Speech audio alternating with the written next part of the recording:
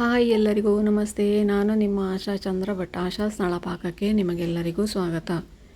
ಇವತ್ತು ನಾವು ಫ್ರೆಶ್ ಕಾರ್ನನ್ನು ಉಪಯೋಗಿಸಿಕೊಂಡು ಪಾಲಕ್ ಪನ್ನೀರ್ ಹೇಗೆ ಮಾಡೋದು ಅಂತ ಹೇಳೋದನ್ನು ನೋಡುವ. ಇದು ಮಾಡಲಿಕ್ಕೆ ಕೂಡ ತುಂಬ ಸುಲಭ, ಹಾಗೆಯೇ ಕಡಿಮೆ ಸಮಯ ಸಾಕು.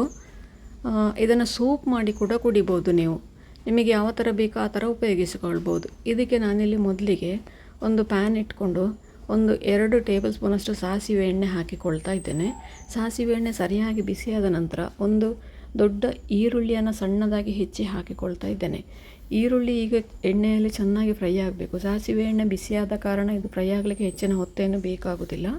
2 ನಿಮಿಷದೊಳಗೆ ಇದು ಫ್ರೈ ಆಗ್ತದೆ. ಸಾಸಿವೆ ಎಣ್ಣೆ ನಮ್ಮ ತೆಂಗಿನ ಎಣ್ಣೆಗಿಂತ ಸ್ವಲ್ಪ ಹೀಟ್ ಜಾಸ್ತಿ ಇರ್ತದೆ, ಹಾಗಾಗಿ ಅದರಲ್ಲಿ ಬೇಗ ಫ್ರೈ ಆಗ್ತದೆ. 2 ನಿಮಿಷ ಅದನ್ನು ಫ್ರೈ ಮಾಡಿಕೊಂಡ್ರೆ ಸಾಕಾಗ್ತದೆ.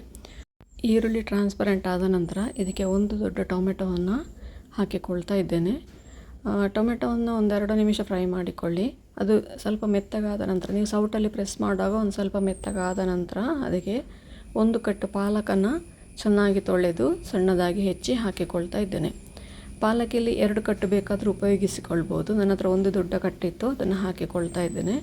ಇದನ್ನು ಕೂಡ ಹಾಗೆ 2 ರಿಂದ 3 ನಿಮಿಷವರೆಗೆ ಇದನ್ನು ಬಾಡಿಸಿಕೊಳ್ಬೇಕು. ಇದರ ಜೊತೆಗೇ 1 ಕಪ್ಪಷ್ಟು ಕಾರ್ನನ್ನು ಹಾಕಿಕೊಳ್ತಾ ಇದ್ದೇನೆ. ಇದನ್ನು ಹಾಕೋದ್ರಿಂದಾಗಿ ತಿಕ್ನೆಸ್ಸಿಗೆ ನಾವು ಬೇರೆ ಏನನ್ನು ಹಾಕಿಕೊಳ್ಳೋ ಅವಶ್ಯಕತೆ ಬರೋದಿಲ್ಲ. ಹಾಗೆಯೇ ಸೂಪ್ ಥರ ಕುಡಿಲಿಕ್ಕೆ ಕೂಡ ಇದು ತುಂಬ ರುಚಿಯಾಗಿರ್ತದೆ. ಪಾಲಕ್ ಕಾರ್ನ್ ಸೂಪಿನ ಹಾಗೆ ತುಂಬ ಟೇಸ್ಟಿಯಾಗಿರ್ತದೆ. ಒಂದು ಅರ್ಧ ಕಪ್ಪಷ್ಟು ನೀರು ಹಾಕ್ಕೊಂಡು, ಅಂದರೆ ತರಕಾರಿಗಳೆಲ್ಲ ಮುಳುಗುವಷ್ಟು ನೀರು ಹಾಕ್ಕೊಂಡು, ಅದನ್ನು ರುಚಿಗೆ ಬೇಕಾದಷ್ಟು ಒಂದು ಸ್ವಲ್ಪ ಉಪ್ಪು, ಜಾಸ್ತಿ ಹಾಕ್ಕೊಳ್ಬೇಡಿ, ಸೊಪ್ಪಾದ ಕಾರಣ ಮತ್ತು ಜಾಸ್ತಿ ಆಗ್ತದೆ. ಫಸ್ಟಿಗೆ ಹಾಕ್ಕೊಂಡು ನಂತರ ಮತ್ತೆ ಬೇಕು ಅಂತಾದರೆ ಸೇರಿಸ್ಕೊಳ್ಬೋದು. 2 ರಿಂದ 3 ನಿಮಿಷ ಬೇಯಿಸುವಷ್ಟೊತ್ತಿಗೆ ಎಲ್ಲ ಕೂಡ ಮೆತ್ತಗೆ ಬೆಂದುಕೊಳ್ತದೆ. ಇದು ಆಲ್ರೆಡಿ ನಾವು ಅದನ್ನು ಫ್ರೈ ಮಾಡಿರ್ತೇವೆ, ಹಾಗಾಗಿ ಕಾರ್ನ್ ಬೆಂದಿದೆ ಇಲ್ವೋ ಅಂತೇಳಿ ಟೆಸ್ಟ್ ಮಾಡಿಕೊಳ್ಳಿ. ಕಾರ್ನ್ ಬೆಂದಿದೆ ಅಂತಾದರೆ ಉಳಿದದೆಲ್ಲ ಕೂಡ ಬೆಂದಿರ್ತದೆ. ಈಗ ಅದನ್ನು ಪೂರ್ತಿ ತಣ್ಣಗಾಗಲಿಕ್ಕೆ ಬಿಟ್ಟು ಅದನ್ನು ನುಣ್ಣಗೆ ರುಬ್ಬಿಕೊಳ್ಬೇಕು. ಅಷ್ಟೊತ್ತಿಗೆ ನಾವು ಇನ್ನೊಂದು ಬಾಣಲೆಯಲ್ಲಿ ಒಂದು ಸ್ವಲ್ಪ ಜೀರಿಗೆ, ಒಂದು ಸ್ವಲ್ಪ ಇಂಗು ಹಾಕ್ಕೊಂಡು ಅದನ್ನು ಒಮ್ಮೆ ಫ್ರೈ ಮಾಡಿಕೊಂಡು, ನಾನು ಇಲ್ಲಿ ತೆಂಗಿನ ಎಣ್ಣೆನೇ ಉಪಯೋಗಿಸ್ತಾ ಇದ್ದೇನೆ. ಸಾಸಿವೆ ಎಣ್ಣೆ ಆಗ ಹಾಕಿದ್ದೆ ನಾನು, ಹಾಗಾಗಿ ಈಗ ತೆಂಗಿನ ಎಣ್ಣೆಯನ್ನೇ ಉಪಯೋಗಿಸ್ಕೊಳ್ತಾ ಇದ್ದೇನೆ. ಇದಕ್ಕೀಗ 100 ಗ್ರಾಮಿನಷ್ಟು ಪನ್ನೀರನ್ನು ಸಣ್ಣದಾಗಿ ಹೆಚ್ಚಿಟ್ಕೊಂಡಿದ್ದೇನೆ. ಇದನ್ನು ಈಗ ಇದರಲ್ಲಿ ಫ್ರೈ ಮಾಡಿಕೊಳ್ತಾ ಇದ್ದೇನೆ.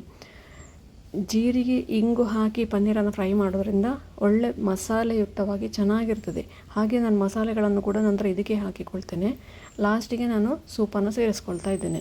ಇದನ್ನು ಈಗ 2 ರಿಂದ 3 ನಿಮಿಷವರೆಗೆ ಫ್ರೈ ಮಾಡಿಕೊಳ್ಳಿ. ದಪ್ಪದಲ್ಲದ ಬಾಣಲೆ ಅಂತಾದರೆ ಬೇಗ ಫ್ರೈ ಆಗ್ತದೆ, ತಳ ಕೂತ್ಕೊಳ್ಳೋದಿಲ್ಲ. ಇದನ್ನು ನೋಡಿ, ಇದು ತಣ್ಣಗಾಗಿದೆ. ಈಗ ಅದನ್ನು ಪೇಸ್ಟ್ ಮಾಡಿಕೊಳ್ತಾ ಇದ್ದೇನೆ. ಪೇಸ್ಟ್ ಮಾಡಿ ಈ ಫ್ರೈ ಮಾಡಿದಂತಹ ಪನ್ನೀರಿಗೆ ಹಾಕಿಕೊಳ್ತಾ ಇದ್ದೇನೆ.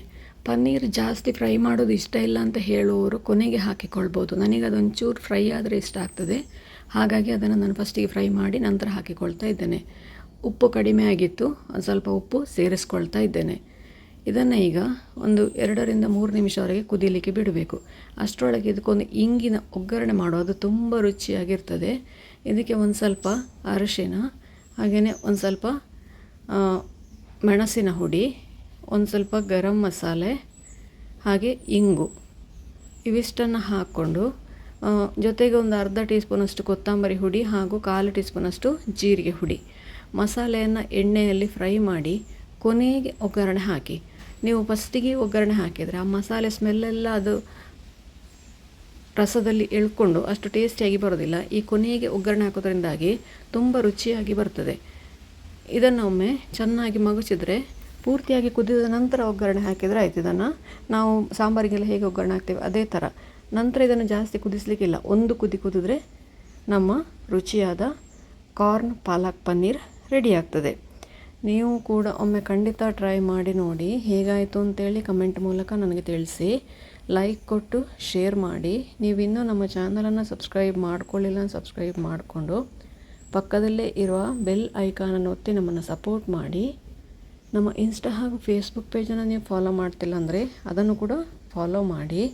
ಮುಂದಿನ ವಿಡಿಯೋದಲ್ಲಿ ಇನ್ನೊಂದು ಹೊಸ ಅಡಿಗೆಯೊಂದಿಗೆ, ಇನ್ನೊಂದು ಹೊಸ ರೆಸಿಪಿಯೊಂದಿಗೆ ಪುನಃ ನಿಮ್ಮನ್ನು ಭೇಟಿಯಾಗ್ತೇನೆ. ಧನ್ಯವಾದಗಳು.